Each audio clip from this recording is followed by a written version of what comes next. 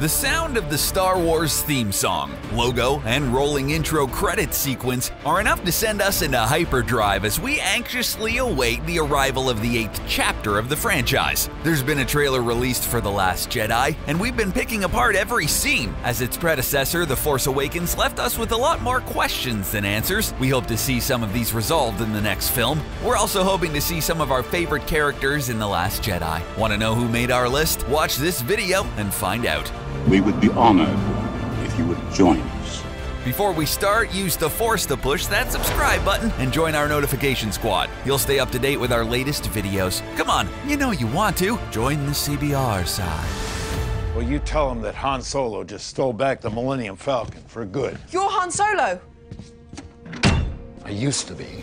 Han Solo. There's probably no one greater or sassier than our favorite space pirate, Han Solo. Played by the great Harrison Ford, the character became legendary. I love you. I know. Much to our delight and surprise, Harrison reprised his role as the enigmatic Han Solo. We were definitely excited to see him in The Force Awakens along with Leia and Luke, so logically, why wouldn't he come back for Episode 8, The Last Jedi? Well, for starters, Han was killed by his own son, Kylo Ren, so there's no possible way he could come back, unless he survived or comes back via Force.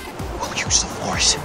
That's not how the Force works. We don't think there's any way he survived. His sacrifice was symbolic. So we are leaning on more towards a Force appearance, which means although he won't be physically present, there are characters in the film who loved him, and so he might appear as a vision. He's a father to Kylo, mentor to Rey, love to Leia, best friend to Chewbacca, and brother from another mother to Luke. So we know he's definitely alive in their hearts. Maybe not so much Kylo's, though. I don't like sand.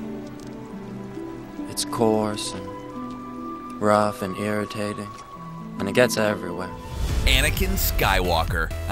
Here's one we'd love to see shake things up. Anakin Skywalker was played by Hayden Christensen. As many of you may know, he was highly criticized for his performance as the doomed Jedi Knight turned Sith Lord. In the 2017 Star Wars celebration, Hayden Christensen made galactic history as he made his first appearance at the celebration since the release of Revenge of the Sith. His appearance made some brain gears whirl as fans have been theorizing that the OG Skywalker himself might make an appearance. And why not? Obi Wan spoke to Luke. Maybe he'll get a visit from his father also. Luke is struggling with his own faith, just like Anakin did. Or better yet, maybe the elder Skywalker will visit the youngest Skywalker, Kylo Ren, and set him straight. Forgive me, grandfather. Kylo Ren is obsessed with him, or perhaps he'll reach out to Rey, who's facing the same challenges he is when faced with the dark and light side of the Force. Either way, there should definitely be an appearance by Hayden Christensen. Now is the perfect time for Anakin Skywalker to reach out. Obi Wan Kenobi. Now that's a name I've not heard in a long time. Obi Wan Kenobi. Our favorite Jedi Master, Obi Wan Kenobi, made appearances in the original trilogy, played by Sir Alec Guinness. Hello there. And by Ewan McGregor in the prequels. He taught Anakin the ways of the Force and introduced Luke Skywalker to the concept of the Force and all that it entailed. In the original trilogy, Luke was already communicating via Force with Obi-Wan after he passed. So why not have him communicate with Rey also? She's somehow linked to the Skywalker clan and she already heard Obi-Wan's voice in her Force vision. We think it would be awesome to see and hear Obi-Wan as he and Rey become acquainted. The burning question on our minds, and maybe yours, which version of Obi-Wan? The late Alec Guinness version would prove troublesome as he's passed, but hey, they brought back Grand Moff Tarkin. They certainly can bring back Alec. It wouldn't really make sense to have Luke talking to a younger version of Obi-Wan as he didn't know him when he looked like that. But then again, inserting Hayden Christensen in the end of Episode 6 didn't make too much sense either. Even you, Master of the Knights of Ren, have never faced such a test. The Knights of Ren. So fans and casual viewers of The Force Awakens will remember the Knights of Ren being mentioned more than once in the film, but that's pretty much all we got. A quick tease with no rhyme or reason. Who are they, and why are they important? Tell us! All we know is that somehow they matter, and that Kylo Ren is their leader. It is also speculated that these Knights of Ren might have something to do with the fall of Luke's reconstructed Jedi Order, which makes sense considering Kylo Ren was Luke's pupil gone rogue, so they would have had the intel to do it through Kylo, seeing as how he was just not the star student, but also family. They seem to be some sort of badass, powerful fighting force, possibly created by Snoke. We only speculate, of course, but it would make sense, since Snoke seems to know Kylo Ren pretty well. But where the dark side users have lured Kylo away from the Jedi arts, and then he slowly rose rank as their leader because of his skills? Or were they fellow Padawans of Luke Skywalker who all joined forces to commit mutiny and destroy the beloved Jedi Master? I'm not looking for a friend, I'm looking for a Jedi Master. Jedi Master? Yoda. You seek Yoda. You know him? Yoda. One of the most beloved and respected characters of the franchise is the OG Jedi Master himself, Yoda. Yes, we know he's just a puppet or occasionally CGI, but he's still awesome. We also know that he has long since passed while he was mentoring Luke. But this didn't stop the rumor mill from spinning like crazy about the return of our beloved little green friend. If you remember correctly, the voice actor Frank Oz lent his awesome Yoda voice to add some new dialogue to Rey's Force vision in The Force Awakens. So we think it's safe to say that Yoda will at least make a voiceover appearance. We're hoping for an actual Force vision, but if he does appear, who do you think he would appear to? Luke definitely, as he was an old mentor, but what about Rey? Maybe once she tunes into the Force more, he will speak with her. But one of the most important questions we're dying to know, will he be puppet or CGI? Sorry, am I interrupting anything? Not really.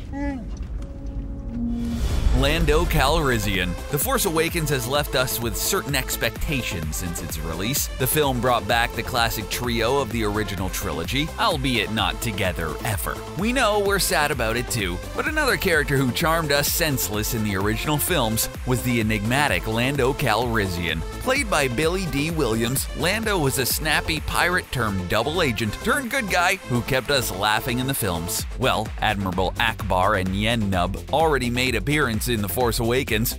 It's a trap! So why not Lando? He would bring some much needed flair, especially now that Han is gone. We would love to see Lando and Leia interact again. Although Billy D has already stated he won't be making an appearance, some of us still hold out hope. Plus, how awesome would it be to see Lando trading witty banter and teaching the young Poe Dameron and Finn a thing or two about rebellion? What do you think? We bet Chewie might like to see him again.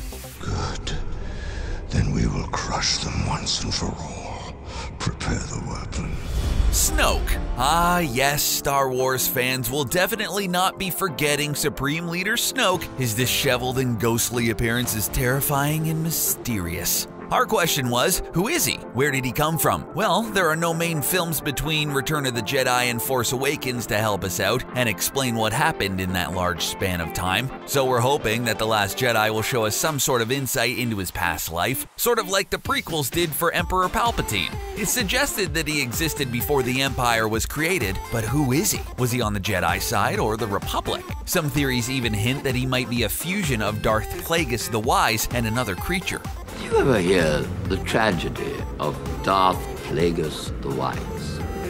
In the story told by Emperor Palpatine, that Plagueis could cheat death, and so we're thinking that he might have survived somehow and found a host in Snoke. What do you think? Regardless, we'd love to see more of him so we could know more about him. Whomever you're waiting for on Jakku, they're never coming back. Rey's family. In the much-anticipated Star Wars Episode 7, The Force Awakens, we were introduced to a lot of new characters. Many of them we found instantly charming and connected with them right away. We of course fell for the amazing protagonist Rey, played by the gorgeous and talented Daisy Ridley. So who exactly is Rey? Well, we know she's a young lady who was left by her parents on the desert planet Jakku. I've got to get back to Jakku. Back to Jakku! Why does everyone want to go back to Jakku? It's not that one. That place is... No.